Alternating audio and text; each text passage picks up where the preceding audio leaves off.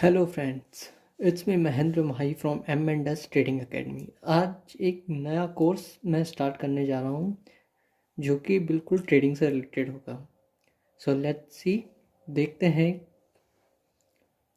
तो इस कोर्स में मैं आपको ट्रेडिंग की बेसिक से लेकर एडवांस तक सिखाने की पूरी पूरी अपनी कोशिश करूँगा। आप बस मेरे साथ बने रहिए और सीखते रहिए कि ट्रेडिंग कैसे की जाती है, ट्रेडिंग के बारे में कैसे। तो आज सबसे पहले हम सीखते हैं कुछ कैंडल्स के बारे में।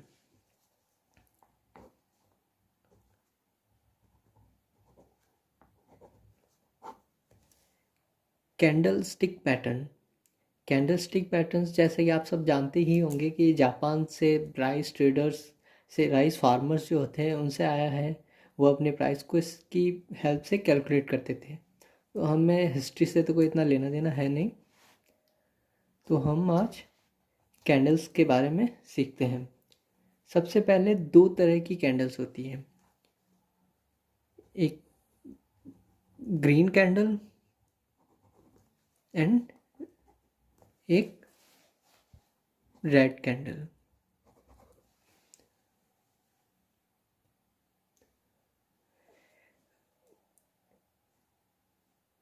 ग्रीन कैंडल क्या होती है? If closing is more than the opening the candle will be green. मैं यहाँ पे लिख देता हूँ, if closing is more than the opening, the candle will be green.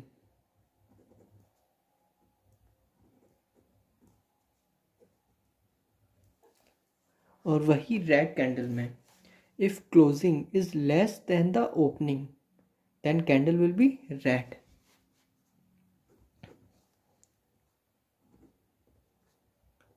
If closing less than the opening, the candle will be red. इसका example मैं आपको बता देता हूँ। सपोज एक कैंडल है, ये कैंडल है, इसकी ओपनिंग हुई है यहाँ। और कोई भी कैंडल की सपोज, पहले मैं आपको ओपनिंग क्लोजिंग की बता देता हूँ। कैंडल में एक होती है, ये तो होती है बॉडी,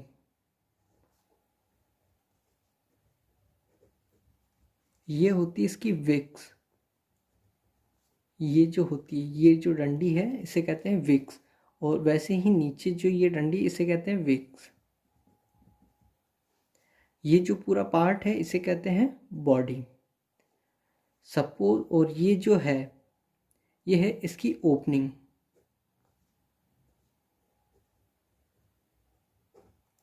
और जो ये है इसको कहते हैं क्लोजिंग।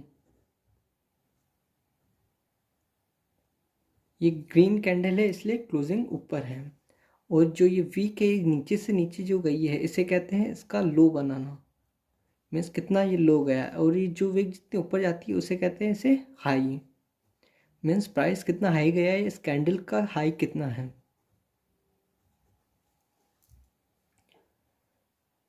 तो जैसा आप देख रहे होंगे, इसमें हाई होता है पूरी कैंडल का जो हाई था सब। और कैंडल कितने कितने मिनट की हो सकती है?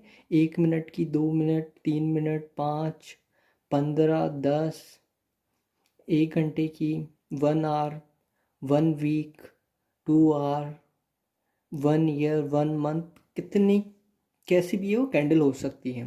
सपोज ये हम मानते हैं कि ये 1 डे की कैंडल है। ये 1 डे की कैंडल है। 1 डे में प्राइस यहाँ ओपन हुआ। सपोज ये प्राइस ओपन हुआ 1000 पे, और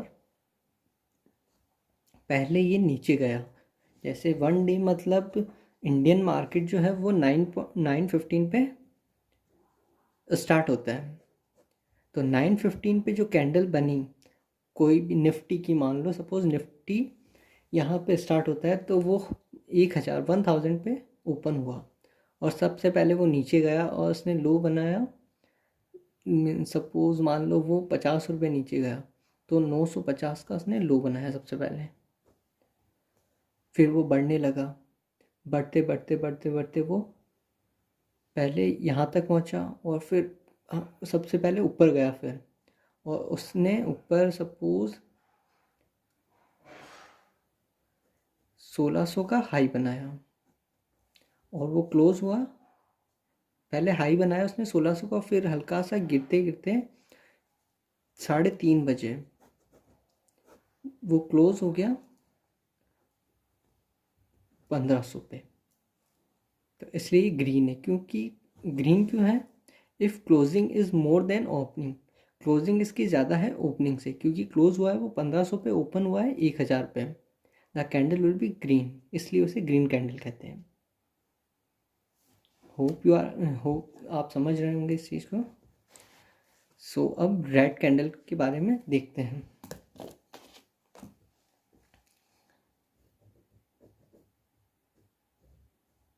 ये बॉडी, ये इसकी वीक, ये इसकी वीक।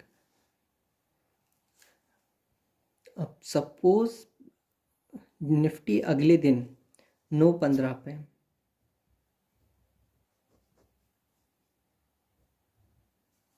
ओपन हुआ 1000 पे।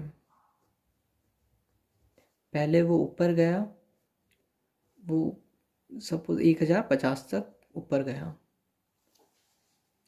और फिर वो नीचे गिरने लगा, गिरने लगा, गिरते गिरते सबसे नीचे गया था वो, सपोज 2 बजे मान लो आप, वो सबसे नीचे गया होगा 500 तक। ऐसे नीचे 500 तक सपोज वो गया होगा। ओपन कहाँ पे हुआ था? 1000 पे। पहले हाई कहाँ गया था? 1050 पे। और सबसे नीचे गया वो 500 पे। और फिर 3:30 बजते बजते वो क्लोज हो गया 550 पे, या 600 जो भी मान सकते हो। 550 पे वो क्लोज हो गया। ये तो क्या हो गया? क्लोजिंग। ये हो गई इसकी ओपनिंग। ये है इसका हाई और ये है इसका लो। अब ये रेड कैंडल क्यों है? If closing is less than the opening, जो इसकी क्लोजिंग है जो कि है 550, वो लेस है ओपनिंग मीन्स 1000 से, इसलिए ये रेड कैंडल है। Hope you all will understand this thing. ये एक सिंपल कैंडल के बारे में होता है और इसके अंदर कैंडल्स में बहुत सारे पैटर्न्स होते हैं, वो हम आगे आने वाली वीडियोस में आपको बता देंगे। और सबसे बड़ी चीज़ जो एक हायरार्की होती है, हायरार्की मीन्स वंशज, या कह सकते हैं जिसे हमें सबसे ज़्यादा प्रायोरिटी देनी चाहिए। सबसे पहले हमें किस चीज़ को प्रायोरिटी देनी चाहिए वो मैं आपको बता देता हूँ। मीन्स चार्ट को एनालाइज करने के लिए हमें कौन सी हायरार्की फॉलो करनी चाहिए। सॉरी, कॉपी पे ही मुझे ये सब काम करना पड़ रहा है।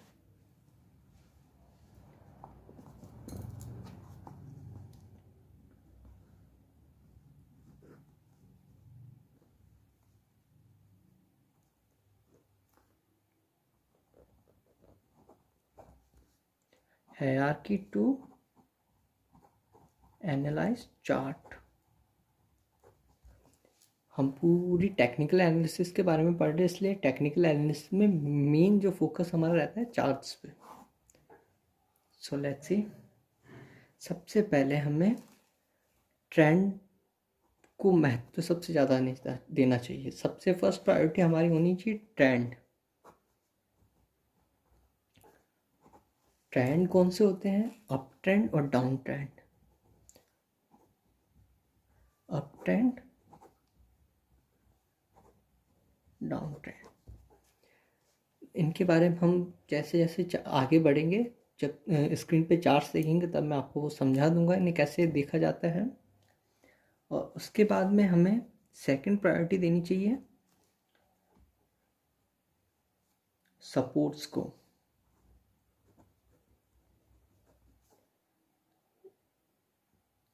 जो कि क्या हो सकते हैं, demand zone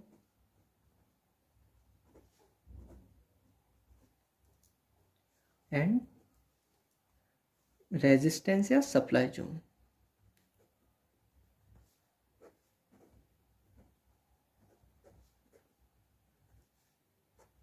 demand zones means जिसमें डिमांड हो, किसी चीज़ की डिमांड हो, वो demand zone. Supply zone means जहाँ हम हाँ सेटिस्फाई हो चुके, अब हमें माल बेच के निकलना है, वो सप्लाई जोन। ये चीज़ मैं आपको बता दूंगा कैसे ये जोन्स बनाए जाते हैं और इनका यूज़ कैसे किया जाता है अपनी एनालिसिस को बहुत अच्छा करने के लिए। थर्ड चीज़ जो है वो है कैंडलस्टिक पैटर्न।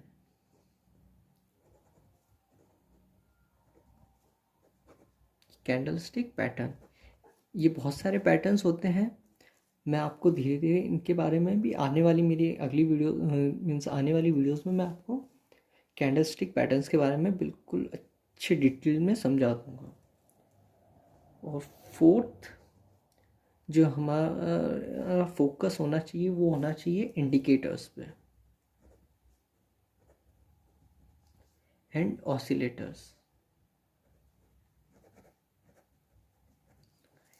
इंडिकेटर्स जैसे RSI वगैरह, ये सब जो इंडिकेटर्स। और फिफ्थ जो हमारा फोकस होना चाहिए मीन्स हमें प्रायोरिटी जिसे देनी चाहिए अपनी एनालिसिस में, वो होता है वॉल्यूम। सपोज़ हम कोई भी स्टॉक खरीद रहे हैं, अगर उसमें वॉल्यूम ही नहीं है तो वो किसी भी काम का नहीं है। हम कुछ भी खरीद रहे हैं या बेच रहे हैं, अगर उसमें वॉल्यूम ही नहीं रहे मीन्स उसमें लोग इंटरेस्टेड ही नहीं हैं, तो हमें उसे खरीदने बेचने से कोई कोई प्रॉफिट ही नहीं है, बस हम फंस जाएंगे उसमें। और सिक्स जो होता है वो है ट्रेलिंग स्टॉप लॉस।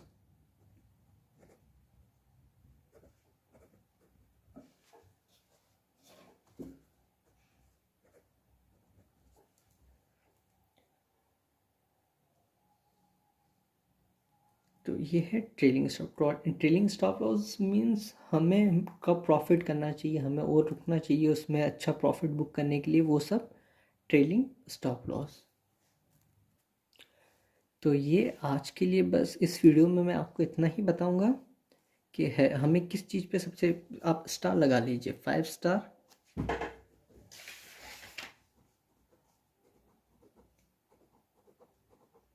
मीन्स हमें सबसे पहले अगर किसी भी एनालिसिस करना है किसी भी चार्ट को या किसी भी कंपनी को, और सपोज हमें किसी में भी ट्रेड करना हो, सबसे पहले हमें उसका देखना है ट्रेंड, वो अप ट्रेंड में है या डाउन ट्रेंड में।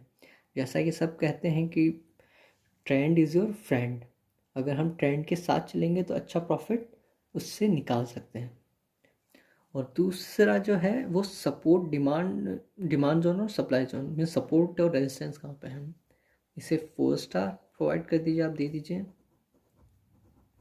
में हमें सबसे ज़्यादा मेन फोकस अगर हो पहले तो वो होता है ट्रेंड, फिर support and resistance means demand zone and supply zone, और थर्ड है कैंडलस्टिक पैटर्न,